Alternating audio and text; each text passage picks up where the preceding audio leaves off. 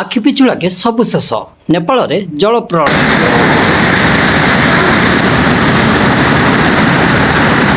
हाँ दर्शक बंधु, आज आम आपण नहीं आसीचु एमती एक खबर जहाँ शुणिले मनरे भय आसब आ हृदय थरी उठिब।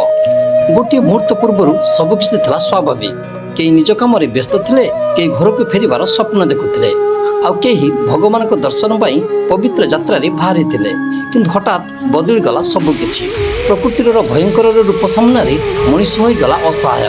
नेपाल रे सृष्टि होइतबा भयावह जल विपर्यय पर एबे चारिआडे केवल चिंता, आतंक और निज प्रियजन को खोजिबारे अपेक्षा। এই ভয়ঙ্কর পরিস্থিতি মধ্যে এক খবর ভারতর অনেক পরিবারর চিন্তা বড়াই দেইছি।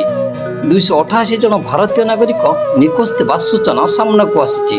ভাবন্তু তো এই 288 সংখ্যা কেবল এক সংখ্যা নুহে, या पछरे रही अनेक परिवारर अपेक्षा। मार आखिरे लुह, बापांक मनर चिंता, भाई भौणी को प्रार्थना और परिवारर गोटे मात्र आशा आम निज लोकटी सुरक्षित भाव फेरी आसु। सूचना अनुसार निखोज भारतीयों मध्य त्रिशूली विद्युत प्रकल्प कार्य करुवा अनेक श्रमिक और कर्मचारी रही। सेहीपरि कैलाश मानसरोवर में पवित्र यात्रा जाइथिबा अनेक तीर्थयात्री सहित जोगाजोग को नहीं चिंता सृष्टि करिछि।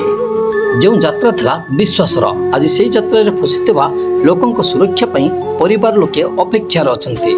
आज नेपाल में जो परिवार गुड़िक निज प्रियजन अपेक्षार अछंती, सेमानक पई प्रत्येक मुहूर्त अत्यंत कष्टदायक।